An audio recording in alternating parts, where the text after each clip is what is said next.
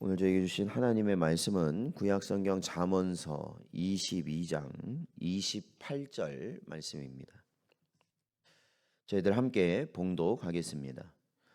내 선조가 세운 옛 지계석을 옮기지 말지니라. 아멘. 기도하겠습니다.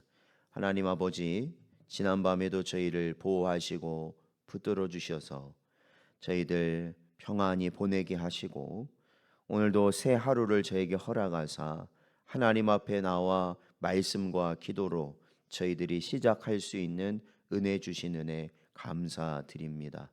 오늘도 저희의 심령을 주의 말씀으로 붙드시고 이 험난하고 여러 가지 많은 시험과 미혹이 있는 이 땅 가운데서 하나님이 원하시는 복되고 형통하며 영원한 생명의 길 갈 수 있는 저희들 되게 하여 주옵소서.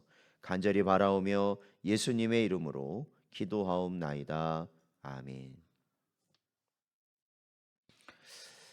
오늘은 지킬 건 지켜야 합니다 라는 제목으로 하나님 말씀 증거합니다. 오늘 본문 말씀에 등장하는 지계석이란 말은 일찍이 이스라엘 백성이 가나안 땅을 정복하였을 때 제비 뽑아 나눈 땅의 경계를 나누는 표식을 의미합니다. 따라서 지계석을 옮긴다는 것은 1차적으로 하나님이 세우신 경제 및 사회의 질서를 근본적으로 흔들고 교란하는 행위라 할 수 있습니다. 그런데 곰곰이 생각하면 이 지계석에는 단순히 경제 및 사회 질서라는 의미보다 더 큰 의미가 담겨져 있다라는 것을 우리는 알게 됩니다. 지계석에 대해서 좀 더 생각해 보면 이 농업과 목축업이 주된 산업이었던 당시 지계석으로 상징되는 땅은 사실 모든 삶의 토대였다라는 것입니다. 그러니까 이 삶 자체, 그러니까 이 땅이라는 것, 경계는 이 삶 자체다라는 겁니다. 그래서 땅을 잃은 사람은 즉시 나그네와 같이 유랑하는 신세가 되거나 남의 종이 될 수밖에 없었습니다. 그렇게 당시 땅은 그 땅의 소유주에게는 생명이나 마찬가지였으며 땅을 빼앗긴다는 것은 결국 자신의 생명을 빼앗긴다라는 의미를 가지고 있다라는 겁니다. 즉 지계석으로 정해진 땅은 생명과 같은 것으로서 그 무엇으로도 허물어뜨릴 수 없는 이 신성한 경계였다라고 말할 수 있습니다. 따라서 이러한 지계석을 옮긴다는 것은 곧 하나님이 세우신 신성 불가침의 질서와 영역을 흔들고 파괴하는 것을 상징하는 행위로 우리가 좀 더 확대하여서 해석할 수 있다는 것입니다. 이러한 관점에서 보면 실로 지계석으로 상징되는 질서와 영역은 수없이 많이 있습니다.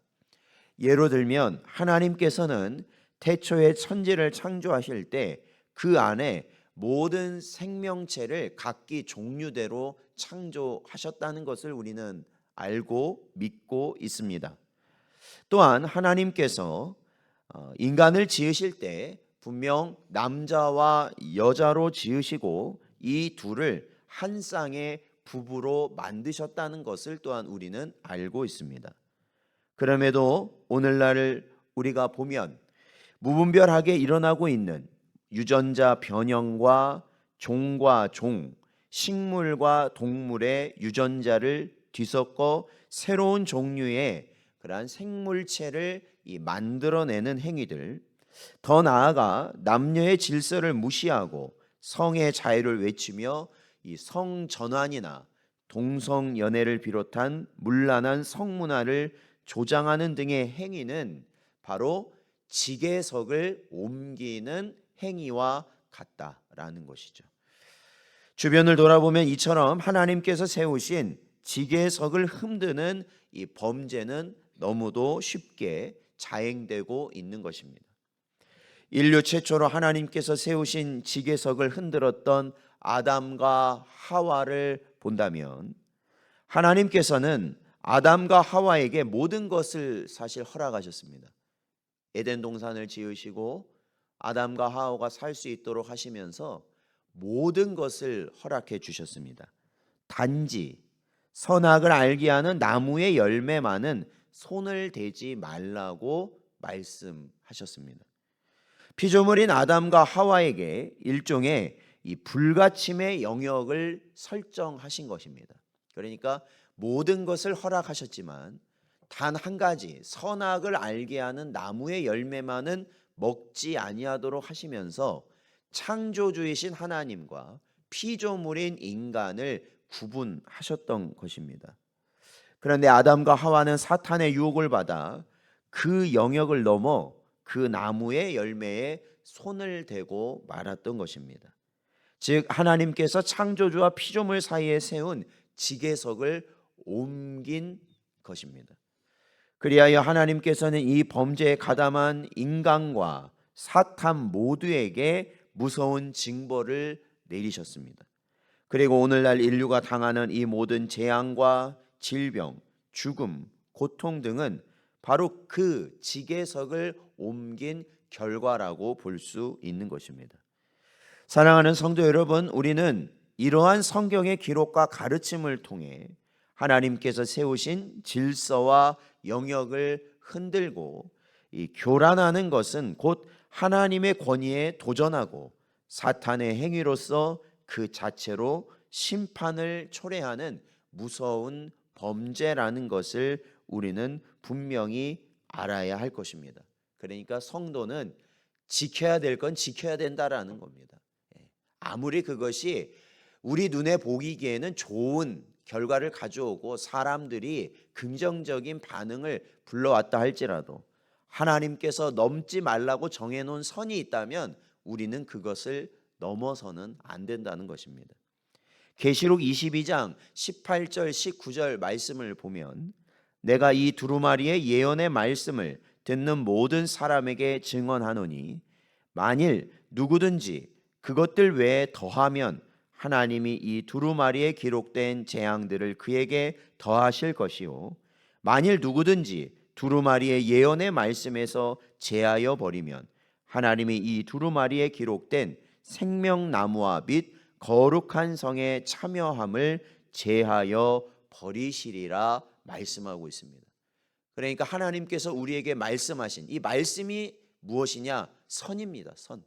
그러니까 이 말씀의 선에 우리가 더할 것도 없고 말씀의 선에서 우리가 뺄 것도 없이 오로지 그 말씀을 기준으로 사는 것이 우리의 최선이다라는 겁니다.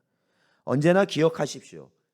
하나님의 말씀의 선이 지금 우리의 지식과 지혜와 우리의 눈높이에 우리가 하나님의 뜻을 알 수 없다라는 것입니다. 그렇잖아요. 그러니까 우리가 보면은 그 전에 그런 거 있죠. 과거에 뭔가가 좋다, 몸에 좋다고 해서 사람들이 엄청나게 그거를 먹었는데 10년, 20년, 30년 지나고 보니까 그게 오히려 몸에 안 좋았다라는 것이 밝혀지는 그런 경우들이 있잖아요. 그렇죠? 우리가 사용했던 그릇이다든지 우리가 즐겨 쓰던 거 그런 것들이 나중에 가니까 오히려 몸에 안 좋았다라는 것이 밝혀지는 경우들이 이 사람의 기술로도 그것이 드러날 때가 많습니다. 그러니까 예측이 사실은 안 된다라는 것이죠.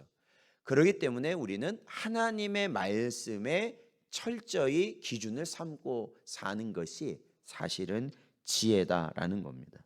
사랑하는 성도 여러분, 하나님께서 세우신 지계석을 옮기는 이러한 일들이 얼마나 큰 죄인지 우리는 분명히 인식하고 깨달아야 할 것입니다.